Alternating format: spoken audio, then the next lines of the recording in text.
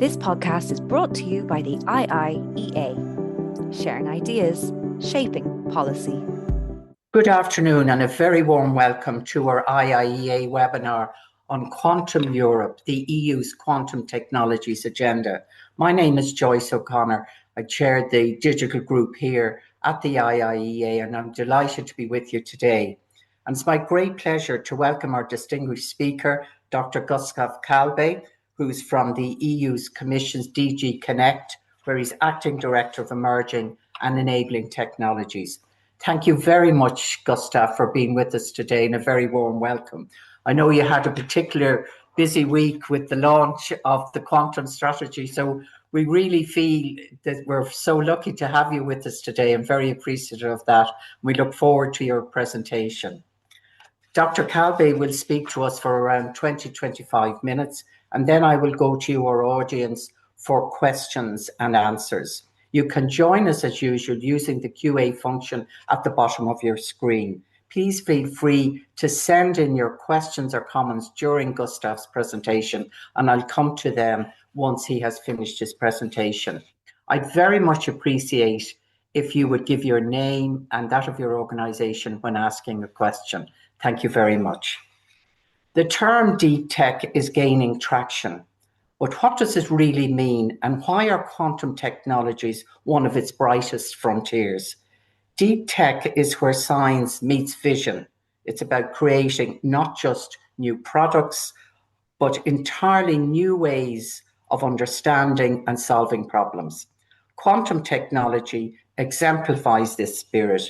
So it's more than innovation, it's exploration at the frontiers of knowledge. So as we look ahead, we have to remind ourselves that some of the most meaningful advances come not from quick wins, but from patient, determined efforts to push beyond what we thought was possible. So Dr. Kalbe will talk to us today how the European Union is approaching quantum technologies. Last Wednesday, the European Commission launched the quantum strategy to make Europe a global leader in quantum by 2030. The strategy aims to foster a resilient, sovereign quantum ecosystem that will fuel startup growth and help transform science into market-ready applications. Quantum technologies is expected to open new opportunities for EU's competitiveness and tech sovereignty, with strong potential as well for defence and security. The whole sector is expected to create thousands of highly skilled jobs across Europe and exceed a global value of over €155 billion by 2040. So if we thought AI was exciting, quantum technologies offer a completely different experience. Dr. Kalbe will discuss the EU's quantum strategy, which targets 5 areas: research and innovation, quantum infrastructures, the ecosystem strengthening, space and dual-use technologies, and quantum skills. This strategy will be followed by a Quantum Act proposal expected by 2026. Dr. Kalbe holds a PhD in physics. He joined the European Commission in 1998 and held several assignments in quantum technologies, photonics, and cybersecurity. He was responsible for the establishment and operation of the European High-Performance Computing Joint Undertaking. In 2021, he was appointed Deputy Director of DG Connect, Digital Excellence and Science Infrastructure. He's presently Acting Director of DG Connect's Emerging and Enabling Technologies. Over to you, Gustav, and we look forward to your presentation. Thank you for the introduction and thank you for giving me the opportunity to present to you the European strategy hot from the press. I will not go immediately into the strategy, but first present you the environment, the reasoning why quantum is so important and has motivated the Commission to come out with quantum strategy. So without going into quantum physics, just to highlight the massive potential of quantum technologies to transform so many of our daily life experiences. And I mean, from the quantum sensors, where here we have a very good example of quantum sensors, magnetic sensors that allow you to measure what's happening at the singular cell level. You see the imaging, the magnetic resonance imaging of a brain with a tumor, the classical imaging, and then the colorful picture, you see the yellow spots, that's where really the individual cells are that have cancer. So you can imagine the importance for diagnostics and treatment. With the upcoming potential of the quantum computers, I mean, you can outpace the most advanced current supercomputers to accelerate, for example, the development of the next generation of medicine for personalized medicine and so on. But you also have already now other types of quantum sensors that are used to measure what's happening under your feet, deep underground. The picture here shows you how we are routinely measuring what are the magma flows under Mount Etna to predict its next eruption. Lastly, one of the most evident applications of quantum technologies is adding a layer of physical security to our digital communications, adding a quantum layer that makes the message impossible to intercept, or if you try to intercept it, you cannot store it and decrypt it later. So you are really securing the links against any of the known attacks. The quantum computers, you might wonder why we are spending so much effort in developing those quantum computers. Now, I have to be realistic also. Quantum computers, they exist, and you see on the slide a couple of pictures of companies that are already selling in Europe and have produced in Europe their quantum computers. They're modest in size, they're modest in performance, but they're robust, they're turnkey, and they're sufficiently advanced so that you can bring your specific problem, your use case, test it on a quantum computer to see if it gives you an acceleration, it gives you an advantage compared to classical computing. But here we have highlighted some examples where you can see the gain in computation speed, the gain in time, but also the reduction of electricity consumption to do the similar computation on the fastest of today's classical computers with an equivalent quantum computer when it will become available. Now, the interest of quantum, and we're not the only one in the world that have, of course, put our eyes on quantum. And here on this slide, just to show you the predictions that are being made on how the market volume is expected to grow in the next 5 to 10 years. And here we are including the growth of the quantum industry itself, the quantum supply industry, but the impact, the leverage effect will be even higher when you manage those technology, when they're embraced with other applications like the public health sector. And that's why you see that we're no longer talking about billions of market volume, but trillions, as in a decade or two from now, quantum technologies will be as indispensable to everything we do in life as you have today with semiconductors. We are very proud in the European Union that we are the world leading region in quantum. And this is evident from a number of aspects. The first one is, in absolute and relative terms, the Union is the area with the highest number of quantum professionals, to the extent that the rest of the world is knocking constantly on our doors, trying to find partnerships, because we have the largest scientific and professional base.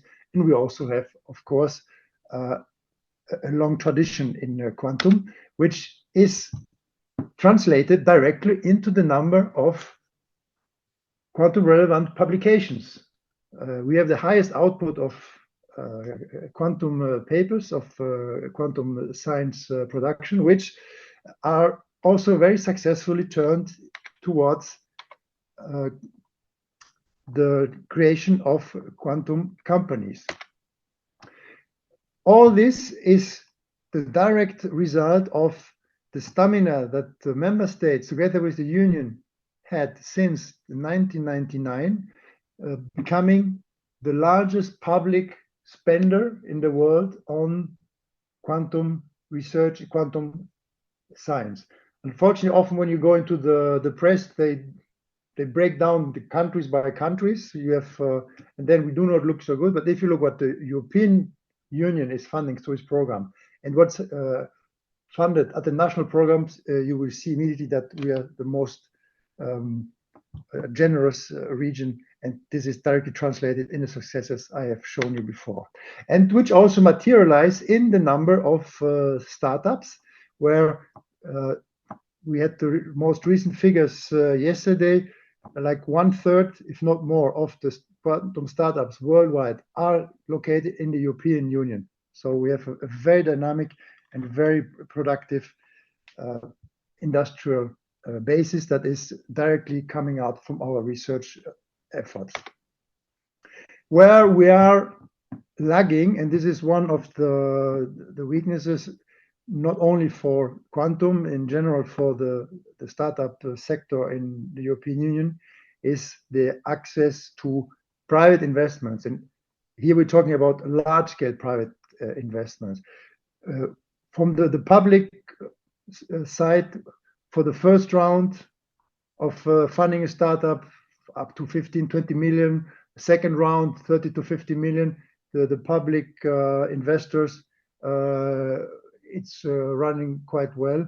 What we are lagging is then the large investments that have to come from the private side, insurance companies, pension funds, and so on, to really scale up our startups and to get funding rounds of 2, 3, 500 million, as otherwise they cannot grow their business, or we run the risk that those companies are relocating in areas where the budget or the investments is easily available.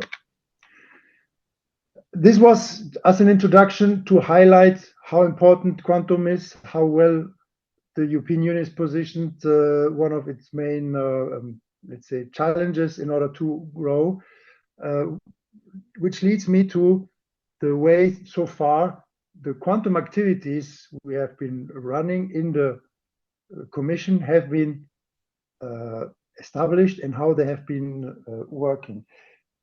When we started in 2018, basically, we had, in quotes, just the quantum flagship, which is an innovation program where the main aim was to move the results that have been generated in the science labs in the universities to the industry, to a practical application. And to our, I wouldn't say surprise, but to our happy surprise, the progress those projects made was much faster than we could anticipate, which led us progressively to add all the other activities you see on the screen in order to build the full ecosystem.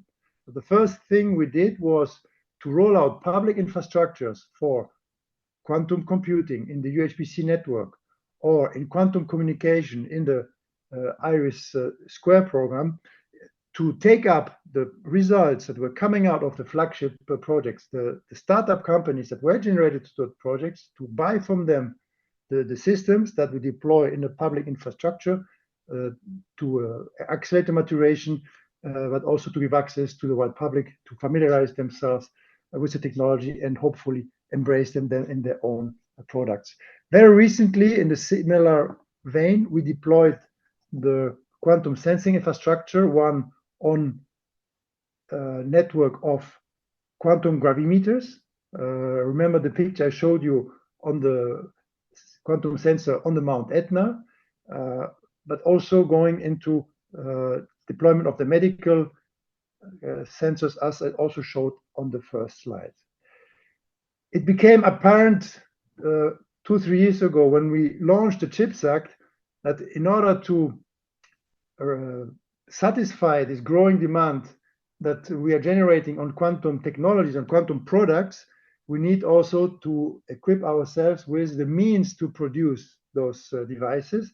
So far, most of the production I would call them handmade. I mean, there's no large-scale manufacturing line that exists for quantum components, and that's why via the CHIPS Act, we're now launching the pilot lines to now start building up the manufacturing capabilities of the core components that we need of integrating the components so that we can produce at low cost, large scale components to overcome the situation that we have now, that a typical manufacturer of quantum computers can at most sell you 10 devices per year, while what we need would be hundreds, if not thousands.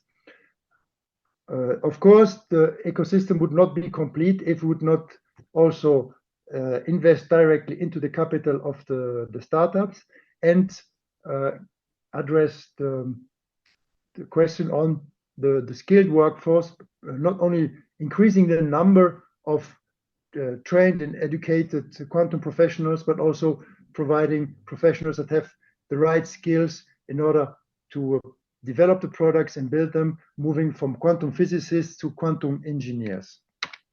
So all this is, let's say, the history is the driver, the motivation for the Commission to come out with a strategy.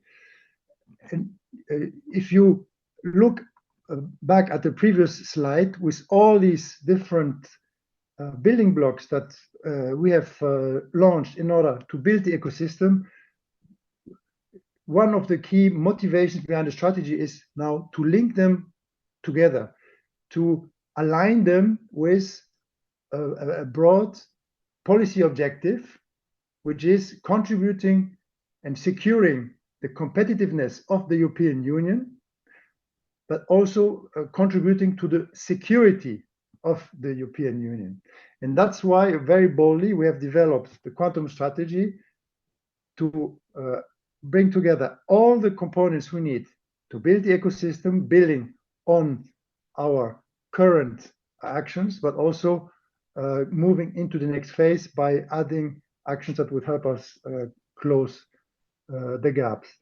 So really to be in 5 to 10 years, the world leading region in quantum, bringing together all the member states together with the Union to really exploit from the basic science to our innovation, translating this to products, deployment of products, creation of startups, achieving our long-term goals in having really quantum pervasive in our applications. We are not alone, of course. This is a very competitive game, and even if we are well positioned, it's not the reason to lay back and be complacent, because our competitors worldwide have come to a similar assessment, similar conclusion, and we need to stay ahead of the race, and that's why the quantum strategy comes at the right moment to get our act together. Let's keep in mind that the industrial ecosystem is very fragile. By far, it is dominated from startup companies. Of course, there are some big players also involved in quantum, but this is rather the exception. And as you can imagine, those startups are very vulnerable to be either sold, go bankrupt, or move somewhere else. So we need to make sure we build the European champions and not losing our ecosystem. What we're also facing compared to other regions is we have 27 member states plus the European Union. We all have our quantum strategy, our agendas, our plans, but we cannot afford to run 28 similar initiatives in parallel in an area where the resources are scarce, from human capital to funding to industrial tissue. Really need to align and coordinate and regroup the European forces if we want to have sufficient weight to compete on this global race, where we have to deal with regions like China or the United States that are pumping similar amounts of money into the quantum, certainly much more than us from the private capital side. So the strategy is building on 5 pillars. 4 of them you would have guessed from the slide I showed you before, showing what we're already doing in quantum: research, innovation, infrastructures, building the ecosystem, addressing the skills and education question, But the real novelty here is that we're also now entering into the dual use space and defense aspects.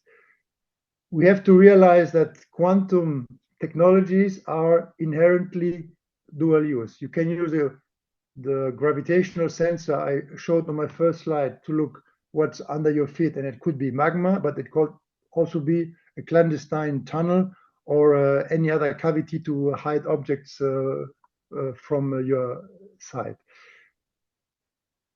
I will now go into a bit more detail for the 5 pillars, starting with the research pillar, where we have been so strong and we will want to keep so strong by aligning the European and the national research agenda, finding synergies, creating critical mass, avoiding duplication, finding synchronization so that we can really make a maximum out of our scientific pool to keep feeding this whole cycle. And this is a concept that you will see very explicit in our strategy, is the life cycle approach, where from the basic science to the innovation, the development of the prototype, the deployment in an infrastructure, the uptake by a user, we want to align the actions so that one leads to the other. And if we have set as a long-term goal, for example, the self-standing quantum computer with quantum supremacy, that all actions, all activities we're going to launch are aligned to reach this target and not dispersing our programs and everywhere without having a clear alignment and a common driver. The second part is the quantum infrastructure, where we have been very successful in integrating the quantum computers into the network of public HPC supercomputers, in deploying the test beds across the Union for quantum key distributions, now also for quantum sensing.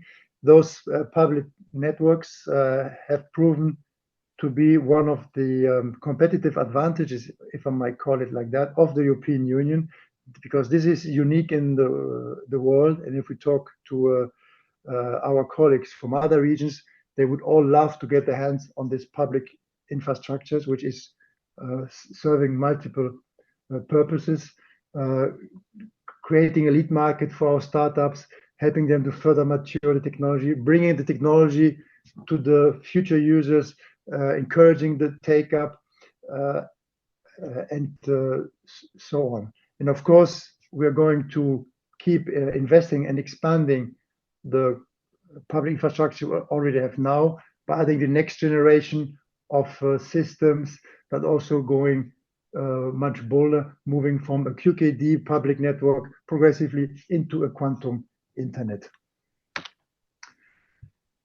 The ecosystem, this is the pillar really focusing on supporting the emergence and growth of our industrial tissue, following the practice you already have now by investing directly into the equity of the startups and scale-ups, by creating specific take-up projects, but also investing and expanding the development of the pilot lines so that progressively we come to a mature manufacturing industry that is as far as possible aligned with the standard industrialized processes of the semiconductor or photonics industry, so that we do not create a dependency from the key components as we now see it, for example, on AI accelerators.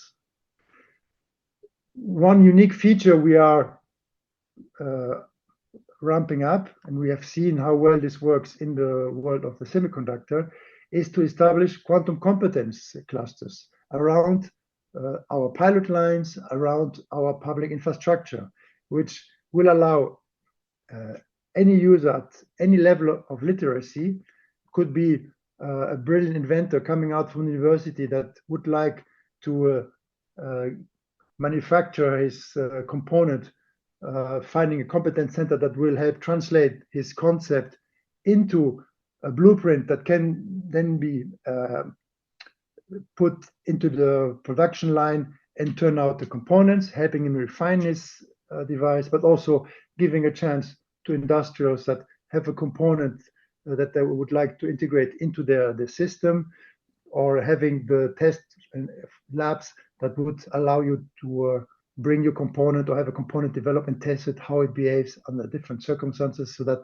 you do not have to acquire or develop all those competencies in-house, but you can really focus on developing your end product and integrating a quantum device based on the available expertise in the competence centers and the infrastructure that is behind it. Now, the real new dimension, which we did not cover so far, is the dual use. Here we have been in formal contact already with our colleagues from the European Space Agency, from the European Defence Agency, but also from NATO. We had regular discussions with the defense industry that has understood the importance or the advantage that quantum technologies will bring for their type of products, their type of solutions, with a specific interest, of course, on the sensing side, which is the most mature application, but also later on for the quantum computing. Now, with the quantum strategy, we are not intending to create a quantum dual use or quantum defense program per se. It's rather to engage with the defense organizations like NATO, ESA, and so on, that all have their own quantum roadmaps, to see how they align, where are complementarities, where are synergies, where can we have a common development, or where could the defense sector participate in our programs with a dual use case that would be complementary to the civilian use cases that we are having in our other projects. The last pillar on the skills and talent, I mean, even if we are proud to be the, let's say, most developed region in the world in terms of quantum professionals, they're hardly sufficient. We regularly hear from the startups that even if they have sufficient capital and good ideas to develop other products or improve the products, they just cannot find the people that would do the work. We also have to educate the workforce that helps us the transition from quantum physics, the solution, the quantum technology coming out of the lab, and integrating this into a higher value system where quantum is just like a black box providing a certain functionality, where you do not need to be a quantum physicist to understand what this functionality is, but you need to know how to integrate this. And that's why we need all these process engineers, design engineers, software developers, and so on, to really move the quantum into everyday life application. So far on the ambition, the scope, the objectives of the strategy, and how we want to become the quantum continent. What we need to get our act together is to step up also the governance we're having. Remember, I mentioned in the beginning that one of the challenges we face in the European Union is dispersion, a scattering of resources, of talent, of people, and of funding, and having also a scattering of national and European programs. That's why we have established with the strategy a high-level expert group, the high-level advisory board, that is made of the most renowned, the most brilliant brains in quantum that we have in the Union, including 4 Nobel Prize winners that are advising our Executive Vice President, Ms. Henna Virkkunen, on the strategy, on how we should implement it, what we're missing, what should be the content of the Quantum Act, etc. So really having the most knowledgeable, the most reputed experts from the Union that pass the message on the very top.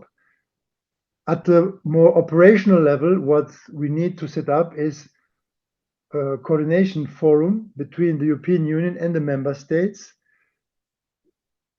to align our actions, to define a common roadmap, define a common goal, like we do it already routinely today in the CHIPS journal taking or the UHPC journal taking, where we have created a solid structure where we have representatives from each member state and some associate countries, representatives from the competent national authorities in the area. Here it would be the national competent authorities in quantum, to discuss where they want to go together in quantum in the next years. How do we get there? What should be the scope, content of a research program? What should be done at national level? What should be done at European level?